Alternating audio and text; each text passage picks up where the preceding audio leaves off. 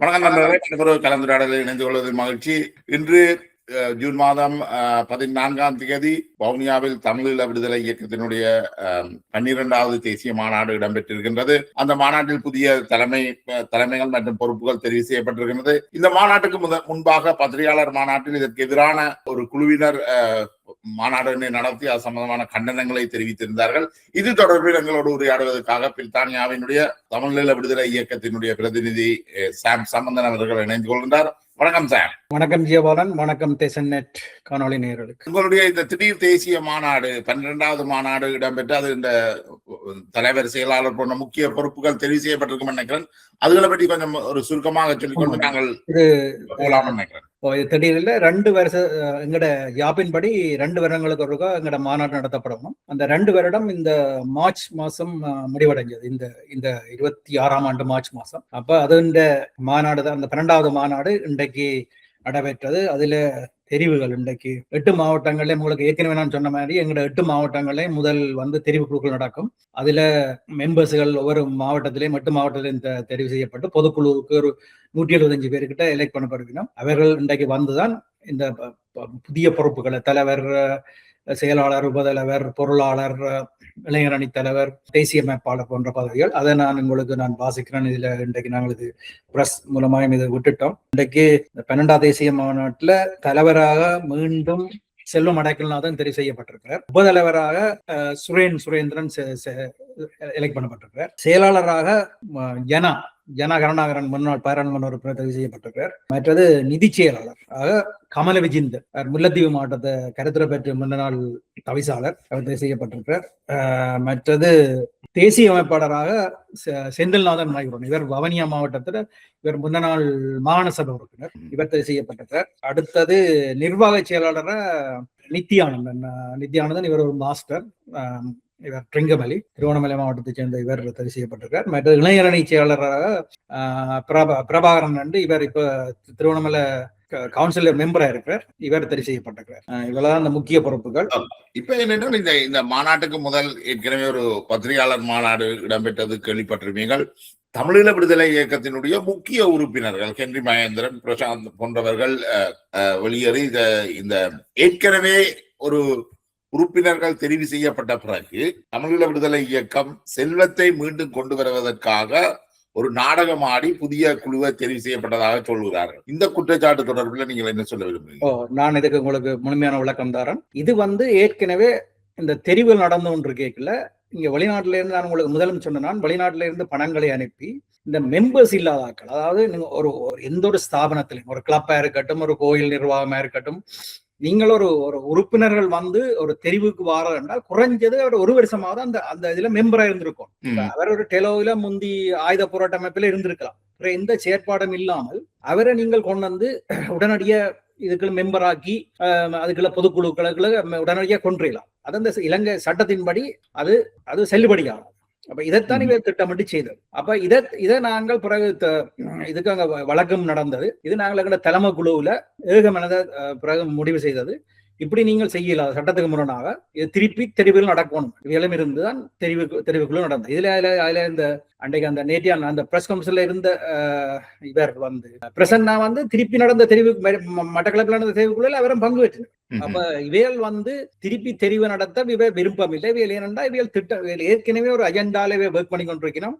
மற்றது இவையல் ஒரு செயற்பாடுல இல்லை. நான் இவையல் 3 பேரையும் பற்றி உங்களுக்கு நான் உங்களுக்கு சொல்றேன், தனிப்பாட நாங்கள் என்னத்துக்காக நடவடிக்கை எடுக்க வலிக்கிறாங்க. அப்ப அந்த இதுலதான் போன வெள்ளிக்கிழமை எங்கட மாநாடு இன்றைக்கு சண்டே நடக்க இருந்தது. வெள்ளிக்கிழமை இந்த மாநாட்டை நடத்தக்கூடாது திருவண்ணாமலை மாவட்ட நீதிமன்றத்துல ஒரு ஸ்டே ஆர்டர், அதாவது இதை நிப்பாட்டுறதுக்கான தடை உத்தரவை கோரி ஒரு வழக்கம் போட்டு, அந்த வழக்கும் அது தள்ளுபடி ஆயிடுச்சு. அப்ப அந்த விரக்தியில வந்துதான் இந்த மாநாட்டை நேற்று பிரஸ் கான்ஃபரன்ஸ், அதுவும் ஒரு தமிழ் மக்களின் நலனுக்காக நீங்கள் இதுவரையில எந்த ஒரு பிரஸ் கான்ஃபரன்ஸும் செய்யல. இதுல இருந்தவர் இப்ப இது 3-4 வருஷத்துல இவர் தங்களுக்கு தங்களோட பதவிகளுக்கு ஆபத்தண்டத்தான் திருவண்ணாமலையிலேயும் அம்பாறையிலேயும் பவனியாலயம் இருந்து அதுவும் யாழ்ப்பாணத்துல தான் ஹைலைட் பண்ணப்படும் திட்டமிட்டு யாழ்ப்பாணத்துக்கு இந்த பிரஸ் கான்ஃபரன்ஸ் செய்தார். இதுல நான் உங்களுக்கு இந்த 3 பேரையும் பற்றி நான் நான் சொல்ல விரும்புறேன்.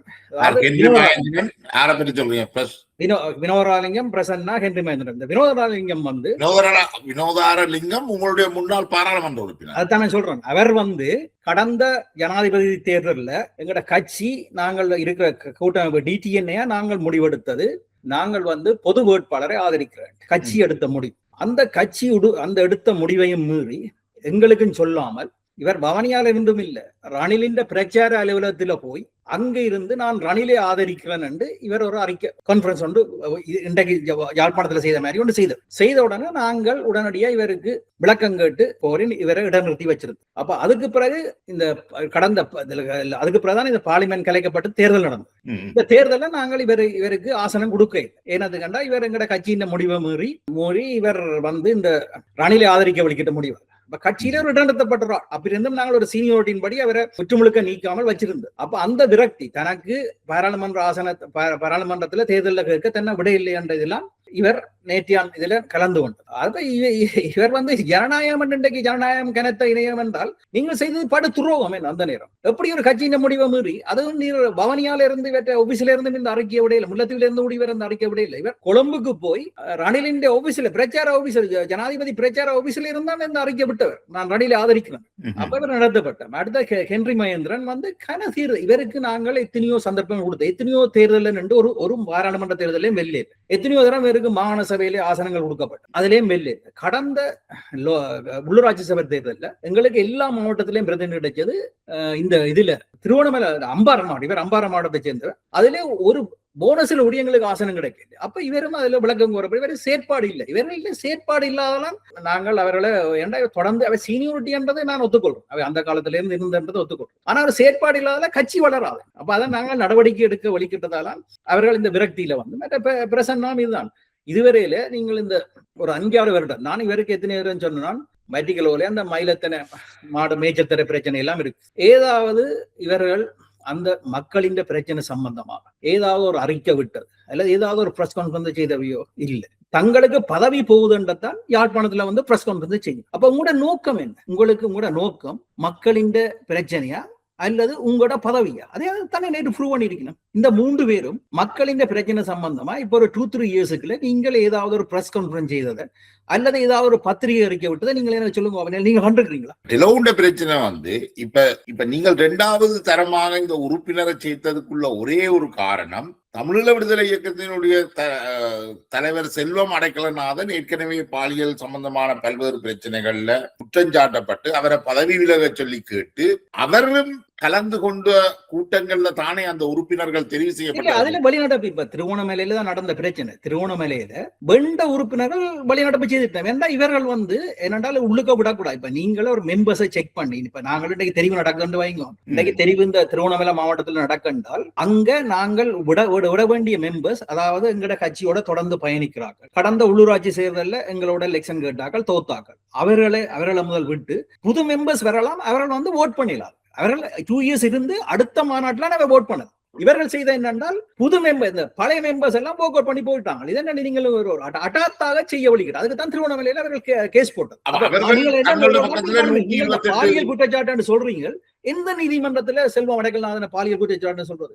இவர்கள் திட்டமிட்டு எங்கட கட்சியை சிதைக்கணும் என்று இவர்கள் வச்ச குற்றச்சாட்டு வழி. அதான் விந்தனுக்கு கேஸ் நடந்து இருக்கு.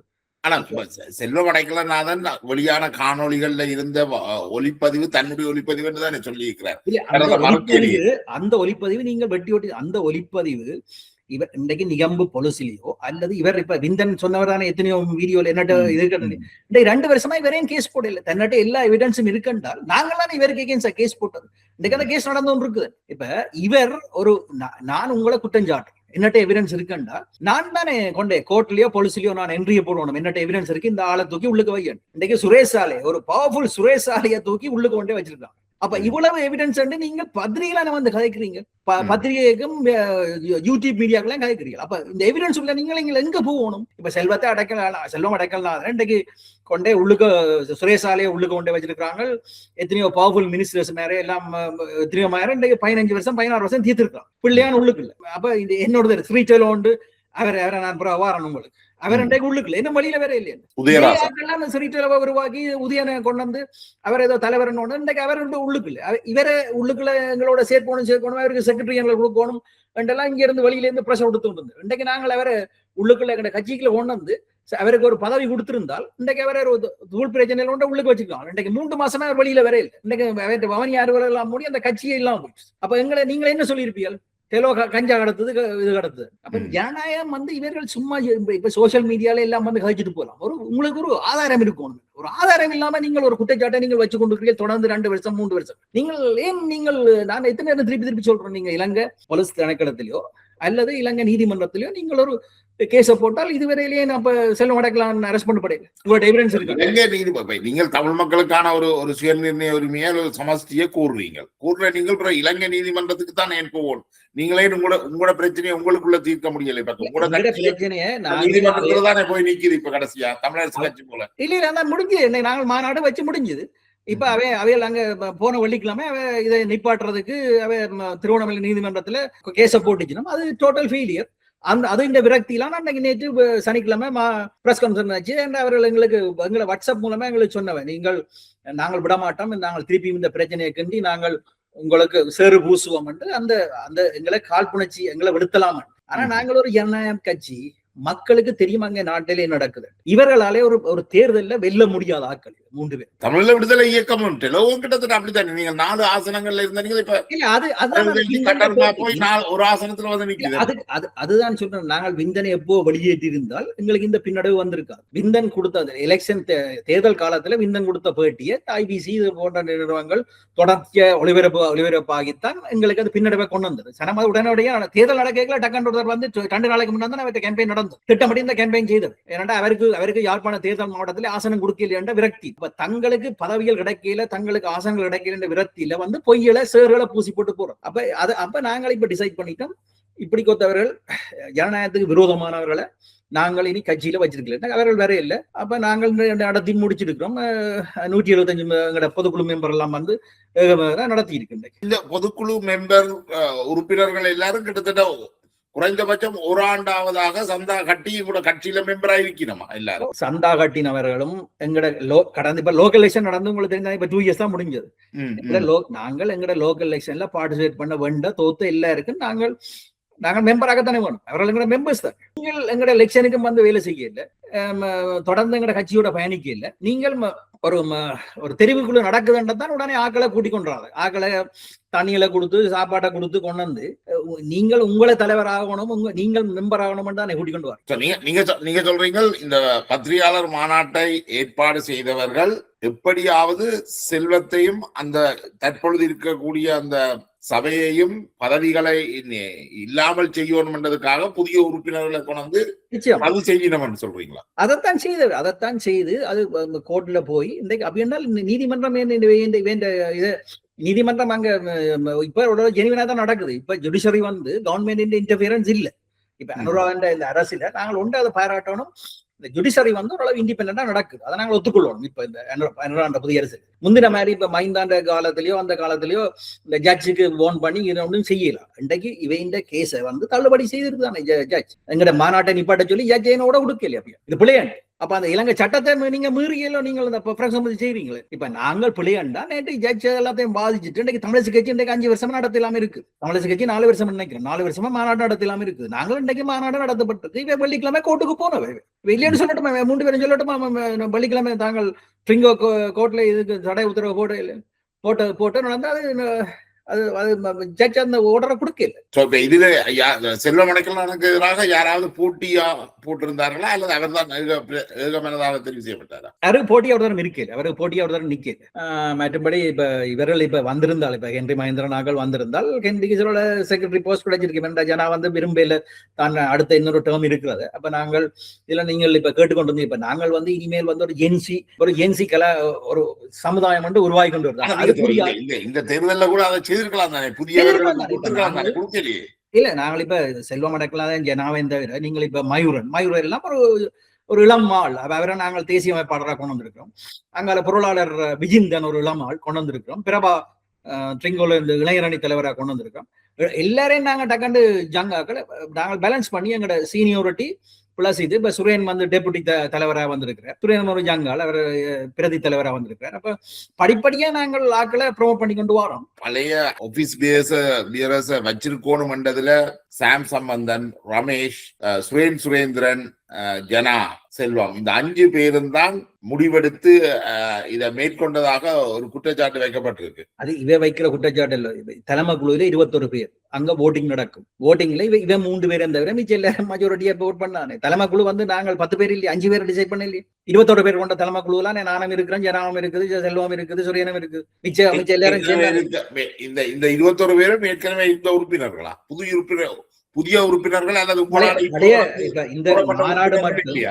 இந்த மாநாடு மட்டும் பழைய உறுப்பினர்கள் இந்த பிரசவத்துடன் செய்யப்பட்ட அவ்வளவு பேரும் இருந்துதானே இந்த மாநாடு டேட்டுகள் எல்லாம் அங்க நடக்க இந்த இவையில எல்லாம் தலைமை குழுல இருந்தவதான். இப்ப இவைய தலைமை குழு உறுப்பினர் காலியானது இன்றைக்குதான் காலியானது. இன்றைக்குதான் எல்லா பதவிகளும் காலியானது. இன்றைக்கு மாநாட்டோட பழைய இது காலியாகி புது ஆக்கள் இன்றைக்கு வந்திருக்கு. அப்ப 21 பேர் கொண்ட அந்த தலைமை குழுவுல 5 பேர் போனா மிச்சம் எல்லாருமே இருந்தவையா? இல்ல இவையெல்லாம் அந்த தலைமை குழு மீட்டிங்ல இவையும் இருந்த ஹென்றி மகேந்திரன் பழைய மீட்டிங்ல இன்றைக்கு இருக்கு இல்ல. அன்றைக்கு இப்ப நாங்கள் கடைசியா அந்த திருப்பி தெரிவு குழு நடக்குதுன்னு முடிவெடுக்கல ஹென்றி மகேந்திரன், வினோதராலிங்கம், பிரசன்னா எல்லாரும் இருந்தாக்கள் தானே. அவர்கள் அந்த புதிய உறுப்பினர்கள் தெரிவு செய்யப்படுறத ஏற்றுக்கொண்டவர்களா? பிரசன்னா ஏற்றுக்கொண்டு நான் சொன்னேன். பிரசன்னா ஏற்றுக்கொண்டு பிரசன்னா மட்டக்களப்பில் நடந்த திருப்பி தெரிவுக்கும் அவர் கலந்து கொண்டவர். பிரசன்னா கலந்து கொண்டவர். வினோ வரையில வவனியால திருப்பி தெரிவு நடக்க வினோ வரையில, ஹென்ரியும் வரையில, பிரசன்னா கலந்து கொண்டு. இவர்கள் தெரிவுக்குழுவிலிருந்து நீக்கப்பட்டுட்டார்களா? இப்ப இல்ல அவர்கள் பிரஸ் கான்பரன்ஸ் வச்சுட்டு அவர்கள் வரையில்லையா. அப்ப அவர் இன்றைக்கு இந்த இதிலே மறுபடி இல்லை. இன்றைக்கு அவர்கள் வந்திருந்தால், இன்றைக்கு மாநாட்டுக்கு இன்றைக்கு வந்திருந்தால் தான் இப்ப நாங்கள் ஒவ்வொரு மாவட்டத்திலையும் தேசிய பட்டியல் என்று ஒரு 3-4 மெம்பர்ஸுக்கு கொடுக்காம வச்சிருப்போம். அதை திருப்பி ஃபில்அப் பண்றேன். யாரும் விடுபட்டு இருந்தா ஒரு எடிகேட்டட் சமூகம் ஒரு ஆள் இருக்குது யாழ் மாவட்டத்துல அல்லது கிளிநொச்சியில எல்லா மாவட்டத்திலயும் ஒரு 3 சீட்டோ 4 சீட் வச்சிருப்பாங்க. அதான் இந்த நாங்கள் அண்டை தெரிவு செய்யப்பட்டார்கள் மற்ற தேசிய பட்டியல் கொடுக்குற கண்டு ஒவ்வொரு மாவட்டத்திலையும் 8 மாவட்டத்திலையும் 3 சீட்டு 4 சீட்டை வச்சிருப்பாங்க. அது இனி ஃபில்அப் பண்ணப்படும். இதுல இப்ப எங்களோட லோக்கல் எலெக்ஷன்ல கலந்து கொண்ட ஆக்கள் அல்லது இதுல மாகாண சபையில ஒரு இந்த ஆக்கள், ஒரு வெயிட்டான ஆக்கள், ஒரு இன்டலெக்சுவல் அப்படி கொஞ்சம் ஆக்களை கொடுக்குறது. அப்ப இவியல் வராட்டி இன்றைக்கு வந்திருந்தால் இவர்களுக்கு விடுபட்டிருக்கும். இன்றைக்கு வராதபடியால் அவர்கள் இனி ஒரு மெம்பர்ஸும் இல்லை. இவர்கள் இனி கட்சியிலிருந்து நீக்கப்படுறார்களா? இப்ப அவர்கள் இன்றையிலிருந்து நீ கட்சியில உறுப்பினருமே இல்லை. அவர்கள் டெலோவுக்கு எதிராக இன்னொரு கட்சியை உருவாக்க முயற்சி செய்தால், ஏற்கனவே நீங்கள் பலகீனமாக இருக்குது உங்களோட கட்சி. அவர்தான் பாராளுமன்ற உறுப்பினராக இருக்கிறார். அது உங்களோட கட்சியை இன்னும் பலகீனப்படுத்தாதா? இல்ல அது வெறும் ஓட் பேங்க் இல்லையே. இப்ப ஹென்றி மகேந்திரன் உங்களை ஏற்கனவே சொன்னேன். ஹென்றி மகேந்திரன் எத்தனை எலெக்ஷன்ல இருந்த என்ன வேண்டவர் போன முறை கடந்த உள்ளூராட்சி தேர்தலில் இவரால ஒரு லோக்கல் எலெக்ஷன்ல ஒரு 2000-3000 ஓட்டு எடுக்கிற மெம்பரே ஒன்று. அப்ப இவர்கள் என்ன செய்கிறார்கள் என்றால் ஒரு புது ஜெனரேஷனை வரவிடாம பிளாக் பண்ணி கொண்டிருக்கிறார்கள். எல்லா எலெக்ஷன்லயும் நாங்களாம் நிக்கணும். அப்ப இவர்கள் இருக்கிறதால எங்கட கட்சி ஒரு மாவட்டத்துல வளரலாம். இப்ப நான் உங்களுக்கு சொன்னேன் செயற்பாடு இல்லையே. நாங்கள் இப்ப வினோ எடுத்தீங்கன்னா வினோ செயற்பாடு இல்லை. பிரசன்னா எடுத்தீங்கன்னா நான் சொன்னேன் நீங்க ஒரு 2-3 இயர்ஸுக்குல நீங்கள் இப்ப இலங்கை பத்திரிகைகள், இலங்கை நடந்த இந்த டிவிகள் இதெல்லாம் பாருங்க, இவங்க எத்தனை பேட்டி கொடுத்துருக்கிறோம். அங்க இருக்கு நடக்கிற பிரச்சனை, காணியோ பிரச்சனையோ, மயிலத்தின மாடு மேய்ச்சல் பிரச்சனையோ, அல்லது இங்க யாழ்ப்பாணத்துல நடக்கிற அவர்கள் பேட்டி கொடுக்கிற சுதந்திரம் அவைக்கு இருக்கா? அவையெல்லாம் யாரும் இது ஜனநாயகம் தானே. நாங்களே இப்ப ராணுவ இதான் ஆயுதம் இப்ப இல்லையா? இதுல யாரும் வந்து பேட்டி கொடுத்துட்டு போகலாம், யாரும் பேட்டி கொடுக்கலாம். இவர் ஒரு மாவட்டத்திலே பிரதி தலைவராக இருக்கிறார் ஹென்றி மகேந்திரன். இவர் ஒரு பிரதி தலைவர். இவர் அம்பாறையில் நடக்கிற பிரச்சனைக்காக வந்து இதுவரை ஒரு அம்பாறையில ஒரு பிரச்சனையும் இல்லையா தமிழ் மக்கள் என்ன கதைக்கணும்? அல்லது முல்லைத்தீவிலே எவ்வளவு பிரச்சனை நடக்குது. வினோ என்ன எவ்வளவு எத்தனை பிரஸ் கான்பரன்ஸ் ஹேண்டில் பண்றாரு அங்க இருந்து. இன்றைக்கு வந்து நேற்று வெள்ளிக்கிழமை தனக்கு இது சரியில்லைன்னா வந்து இங்க யாழ்ப்பாணம் வந்து பிரஸ் கான்பரன்ஸ் வைக்கலாம். அது என்ன திட்டமிட்டு யாழ்ப்பாணத்துல பிரஸ் கான்பரன்ஸ் செய்தா தான் ஹைலைட் ஆகும் வேல்முருக்கு. இவர்கள் அப்படி கொத்தவர் ஒரு மக்கள் மத்தியில் ஒரு அக்கறை இருக்குன்றால் அங்க எத்தனை பிரச்சனை, முல்லைத்தீவுல எவ்வளவு பிரச்சனை இருக்கு, எத்தனை பிரச்சனைக்காக இவர் பிரஸ் கான்பரன்ஸ் வச்சவர். இப்ப இன்னொரு குற்றச்சாட்டு அவர்கள் வச்சிருந்தார்கள். நீங்கள் நினைக்கிறேன் தமிழ் தேசிய மக்கள் முன்னணியோட போய் ஒரு கூட்டு ஒப்பந்தம் செய்த பொழுது அல்லது கூட்டு சேர முற்பட்ட பொழுது தங்களுக்கு அறிவிக்காமல் அந்த முடிவை நீங்கள் ஏற்கனவே எடுத்துட்டு கூட்டத்துக்கு போகிற வழியில தான் நாங்க வந்ததாக சொல்லி ஒரு குற்றச்சாட்டு வச்சிருக்கோம். இன்றைக்கு இது ஜனநாயக முறைப்படி நீங்கள் கட்சியின் முடிவுகள் எடுக்க இல்லையா? ஜனநாயக முறைப்படி இவர் போன் அடிச்சா முதல்ல எடுக்கணும். வினோ வந்து போன் அடிச்சாலே அவர் எடுக்க. அதுக்காக தான் நாங்கள் வாட்ஸ்அப் குரூப் வச்சிருக்கு. இப்ப வாட்ஸ்அப் குரூப்ல அதுல போடுப்போம். இன்றைக்கு இத்தனாம் தேதி தலைமை குழு கூடுது, அல்லது இப்ப அவசர கூட்டம் எப்ப நடக்கிறாண்டா பார்லிமெண்ட்ல ஏதாவது ஒரு எமர்ஜென்சி ஒரு இதொண்டு வந்துட்டா தான் செல்வம் உடனே போடுவார். இப்படி ஒரு இதொண்டு வருது, இது பாஸ் பண்ண போறாங்க, இதுல என்ன முடிவு எடுக்கிறது. மற்றும்படி நாங்கள் வேலைக்கு 1 வீக் 2 வீக்ஸ் நாங்கள் நோட்டீஸ் கொடுத்து போடப்படும். வாட்ஸ்அப் குரூப் இருக்குது. அப்ப வாட்ஸ்அப்ல நாங்கள் போட்டுருவோம், அவங்க போடுவாங்க. இப்ப நானே விடி எழுப்பி பார்ப்பேன், உடனே போட்டிருப்பாங்க ஓகே நாளைக்கு சில எனக்கு அது ஒர்க்கிங் டேயா இருக்கு. அப்ப நான் பிரேக் எடுத்து போய் நான் ஜூம்ல கலந்து கொள்றேன். அப்ப அங்க நாங்கள் நேரடியா கூடாட்டியும் நேரடியா கூடுறது இடக்கட நேரடியா கூடுவாங்க. மற்றும்படி அவசர இதுகள் என்றால் உடனே வாட்ஸ்அப் மூலமா உடனே போய் இல்ல கான்ஃபரன்ஸ் கால்ல எல்லாரும் போறாங்க. 21 பேருக்கும் அழைப்பு பெறும். அதுல 21 பேர்ல 17 18 பேர் வரைக்கும் அதுல கோரம் பாகுபாடம் எத்தனை பேர் கலந்து கொண்டது பார்த்து தான் பாஸ் பண்றது. இன்றைக்கு என்ன குற்றச்சாட்டையும் வச்சு இவள் ஒரு நான் சொல்றேன், இவள் ஒரு செயற்பாடு இல்ல. இவள் செயற்பாடு உள்ள ஆட்களா இருந்தால் வேண்ட மாவட்டத்துல எத்தனை மெம்பர்ஸ் இருக்குன்னு சொல்லட்டும். ஹென்றி மகேந்திரன் சொல்லட்டும் பாப்போம். இன்றைக்கு உள்ளூராட்சி சபையில தெலோ சார்பில அம்பாறையில எத்தனை மெம்பர்ஸ் இவர் வச்சிருக்கிறாரு. இவர்களுடைய இந்த பிளவு வந்து தமிழ் விடுதலை இயக்கத்துக்கு இந்த பாதிப்பையும் பாதிப்பும் வராது. இது வந்து எங்களுக்கு ஒரு புத்துயிர் வரும். ஏன்னா ஒரு புது ஜெனரேஷனை எங்களுக்கு கொண்டு வரும். இப்ப வினோவை எடுத்தீங்க என்றால் இதுக்கு முதல் நடந்த நேரில் அண்டம்பது நாயம் ஒரு ஃபேமஸ் லோயர், நீங்க கேள்விப்பட்டீங்க. அந்த ஃபேமஸ் லோயர் வவனியால இருந்து எங்கள்கிட்ட வேற எங்கட சார்பில் அப்ப டிஎன்ஏல நாங்கள் இருக்கு. இவர் விட இல்லை என்றால் அவர் வந்தா நான் வெளியில. அப்ப இவருக்காக நாங்கள் இத்தனையும் இன்டெலெக்சுவல் இருக்கிறாக்களை நாங்கள் சக்சஸ் பண்ணிருக்கோம். என்ன ஒரு சீனியோரிட்டி அந்த நேரம் உங்களுக்கு தெரிந்தான விடுதலை புலிகளுடைய பிரச்சனைகளை எல்லாம் நாங்கள் நின்று பிடிக்காத நாங்கள் இல்லை என்று தொடர்ந்து நாங்கள் ஒரு சீனியர் வச்சிருந்தால் கட்சி அடுத்த கட்டத்தை நோக்கி ஜென்சி உங்களுக்கு தெரியும் இப்ப என்ன மாற்றங்கள் வழியில் நடந்து கொண்டிருக்கு. அந்த மாற்றத்துக்குரிய ஆட்களை இவியலாலயம் ஒரு செயற்பாட்டு செய்து மாவட்டத்துல கட்சி மாற்றத்துக்கு ஏற்ற மாதிரி நீங்கள் மாறவும் இல்லை தானே. இந்த குழுவில கூட நீங்கள் செல்வம் பழைய அதே ஆக்கள் ஜனா சொல்றேன் 2 பேரை மிச்சம் முழுக்க கொண்டு வந்திருக்கிற நீங்கள் அதை அக்செப்ட் பண்ண. செல்வம் ஒரு மக்களால வந்த தலைவரை நீங்கள் மாற்ற சொல்றீங்க. செல்வம் மக்களால வந்திருக்க. செல்வம் ரிஜெக்ட் பண்ணப்பட்டு மாவசேனாதை அந்த மாதிரி தோத்திருந்தா செல்வம் இன்றைக்கு போயிருப்பேன். செல்வம் மக்கள் மத்தியால வெண்ட ஒரு தானே நீங்கள் என்ன மாத்த சொல்லி கேட்கிறீங்க. என்ன ஜனநாயகம் அது? இலங்கையிலேயே ஆக குறைஞ்ச ஓட்டு எடுத்து எம்பியா இருக்கிறது செல்வம் அடைக்கல நான் நினைக்கிறேன். அதை விட குறைஞ்ச ஓட்டு எடுத்து தான் முந்தி இபிடிபியில 9 எம்பி வந்தது. இந்த இலங்கை இது என்னடா நான் சொன்னேன், விந்தண்ட திட்டமிட்ட பிரச்சாரம். அந்த நேரம் ஐபிசி இதெல்லாம் எங்களை வெளுத்தோணும் என்று பயங்கர பிரச்சாரம் செய்தது. அதுல நாங்கள் தப்பிட்டோம். அதுல சித்தண்ணை எல்லாம் வந்து வெல்ல வண்டியால் அவையெல்லாம் தோத்து போனது. அப்ப இந்த டிடிஎன் எல்லாம் நாங்கள் ஒரு ஆள் தான் தப்பினது. இல்லாத எங்களுக்கு 3 எம்பி வந்திருக்க நான் உங்களுக்கு ஆணித்தரமா சொல்றேன். அந்த அளவுக்கு எங்களுக்கு செல்வாக்கு இருந்தது. இவர் வினோவும் செய்த வினோ வந்து அதுல அந்த நேரம் யூஎன்பி ஆதரிக்க எடுத்துட்டப்போ அது எங்களுக்கு முல்லைத்தீவு செல்வத்துக்கு அதுவும் தாக்கத்தை செலுத்தினது. ஏன்டா இந்த வன்னி மாவட்டத்துக்கு எல்லாம் முல்லைத்தீவு மன்னர் வவனியா வருது. அப்ப மக்கள் மத்தியில அதுவும் ஒரு எதிர்ப்பா இருந்தது. என்ன வினோ வந்து என்னண்டு இப்படி ரணிலை ஆதரிக்க சொல்லி அறிக்கை விடுவாரு. அதுவும் எங்களுக்கு ஒரு பாதிப்பை செல்வம் அடைக்கலாம் அதுக்கு ஒரு பாதிப்பை கொண்டு வந்து மற்றது விந்தண்ட பேட்டிய 2 தான் எங்களை போன எலெக்ஷன்ல டேமேஜ் ஆகும். இப்ப கடந்த 2 வருஷமா நான் நினைக்கிறேன் நீங்கள் அந்த கொள்கை ரீதியான முடிவுகள் அல்லது தமிழ் மக்களுடைய பிரச்சனை பற்றி சிந்திக்கிறதிலும் பார்க்க இந்த உள்ளூர் விஷயங்கள் உங்களோட கட்சிக்குள்ள இருந்த பிரச்சனைகள் தான் மிகவும் முக்கியமாக அது கொள்றேன். அதுக்காகத்தான் நாங்கள் இந்த முறை டிசைட் பண்ணது. இந்த பிரச்சனை கொடுக்குறார்கள் இவியல் வந்து கட்சியை வளர முடியணும் இல்ல ஒரு தங்களுக்கு ஒரு பதவியல் தேவை கண்டகா பிரச்சனைகளை உருவாக்கி முட்டுக்கட்டை போட்டு கொண்டிருக்கிறது. இவே முட்டுக்கட்டை போடுறது இந்த முறை இது இல்ல. இது தொடர்ந்து வேண்ட விளையாட்டு இதுதான். இந்த விந்தன் எல்லாம் தான் பிரச்சனை. தனக்கு யாழ்ப்பாணத்துல எம்பிசி தேவை, தனக்கு மாகாண சபையில தனக்கு சுகாதார அமைச்சர் தேவை, அது கொடுக்க இல்லையா பிரச்சனை. அப்ப இவியல் அதுக்குரிய மாதிரி அரசியல் ரீதியா தங்களை வளர்த்துக் கொள்ளவும் இல்லை, செயற்பாடும் இல்ல. அப்ப தொடர்ச்சியான பிரச்சனைனா கட்சி வளராது. அப்ப கட்சி வளரணும் என்றால் நாங்கள் புது ஆக்களை உள்வாங்கணும். புது ஆக்களை உள்வாங்கன்னா இவர்கள் இந்த சீனியோரிட்டிகள் இருந்து அவர்களை கிளச்சி விட்டுருவார். அப்ப அதால கட்சி வளரா. நீங்க அங்கே கிரவுண்ட் ரியாலிட்டியை வளரணும். நான் உங்களுக்கு போய் சொல்ல விரும்புகிறேன். இதுதான் கிரவுண்ட் ரியல். நீங்கள் அம்பாறையிலயோ முல்லைத்தீவிலையோ மட்டக்களப்பிலையோ போய் இந்த பிரசன்னா இவர் ஹென்றி இவரை பற்றி நீங்க விசாரிச்சு பாருங்க. நான் போய் சொல்றேன். இவரை பற்றி மக்கள் என்ன ஒப்பீனியனை வச்சிருக்கணும். செயற்பாடுகள் காணாது. செயற்பாடு துண்டா இல்ல. நீங்கள் கடந்த காலங்கள்ல சொல்லிக்கிறீங்க தமிழரசு கட்சி வந்து தமிழரசு கட்சியோட நீங்கள் இணைந்திருந்த காலகட்டத்துல உங்களோட உறுப்பினர்களை தமிழரசு கட்சி எடுத்துட்டு. ஆனா இப்ப நீங்கள் தமிழரசு கட்சியில இருந்து விலத்தி வந்தா பிறகு இப்ப உங்களோட உறுப்பினர்கள் பிறகு திருப்பியும் தமிழரசு கட்சிக்குள்ள போயிடும் நினைக்கிறேன். அது பிரச்சனை இல்லையே. அங்க இப்ப விந்தன் போனார். சரி, விந்தனை தமிழரசு கட்சி எடுத்து உண்மையில தமிழரசு கட்சி எடுத்து அப்படி நாங்கள் இடநிறுத்தி வச்சு எடுத்தா போல இப்ப அவர் என்ன விந்தனோட ஒரு 2000 5000 பேர் போயிட்டு இன்றைக்கு உங்களுக்கு இன்னைக்கு அண்ணாமலை போய்க்கல இன்றைக்கு பிஜேபில இருந்து எத்தனையோ பேர் போறான். இது இதுல ஒரு ஓட் பேங்க் இல்லாத ஆட்கள். இப்ப உங்களுக்கு தெரியும் தமிழிசை கட்சியில ஸ்ரீதரனுக்கு ஒரு ஓட் பேங்க், அல்லது இந்த டிடிஎன்ல இவருக்கு அந்த சந்திரமாரி இருக்கு, அப்படி ஒரு ஓட் பேங்க் இல்லையே. இவ போய் அங்க இவ தமிழிசை கட்சி போனாலும் இவைக்கு சீட் கொடு. தமிழிசை கட்சி தெரியும் தானே வேண்ட பொலிட்டிக்கல் வெயிட் என்ன. தமிழிசை கட்சி சும்மா எங்களை வீக்காக்குறாங்க, இவங்க எடுத்து வச்சிருக்கலாம். ஆனா இவங்களுக்கு சீட் கொடுக்க போறது இல்லைன்னா. இப்ப நாளைக்கு ஒரு மாகாண வந்தால் இவங்களுக்கு ஆசனத்தை கொடுக்க போறது இல்லை. இப்ப உங்களோட கட்சியின் கொள்கைகள் ஏதாவது பாரிய மாற்றங்கள் ஏதாவது செய்திருக்கிறீங்களா, அல்லது ஏதாவது திருத்தங்கள் செய்திருக்கிறீங்களா? என்ன அடுத்த இன்றைக்கு நாங்கள் இந்த மாநாட்டு பிரகடனம் நான் உங்களுக்கு அனுப்பினான்னு நினைக்கிறேன். நான் பார்த்துருக்கேன். மாகாண சபை நாங்கள் அரசியல் தீர்வு வேண்டும், உடனடியாக மாகாண சபை தேர்தல் நடத்தணும் என்று கூறியிருக்கிறோம். மற்றது நாங்கள் எக்கனாமிக் இதோண்டு வச்சு நாங்கள் அந்த சுயசார்பு இதோண்டு அந்த இது நான் அதை பற்றி பிரீஃபா நாங்கள் சொல்லலாம். அந்த எங்களுடைய ஒரு எக்கனாமிக் இதோண்டு வடகிழக்க தற்சார்பு பொருளாதாரத்துல எப்படி கட்டி எழுப்புறன்றது என்ற ஒரு இதோண்டு நாங்கள் வச்சிருக்கிறோம். அது ஒரு இம்பார்ட்டன்ட் தான் நீங்க பார்க்கலாம். ஏனென்றால் ஒரு பொருளாதார இதோண்டு போய்கொண்டிருக்குது. பொறுத்தவரைக்கும் இருக்கிற ஒரே ஒரு பாராளுமன்ற உறுப்பினர் செல்வம் அடைக்கலாம் மட்டும்தான்.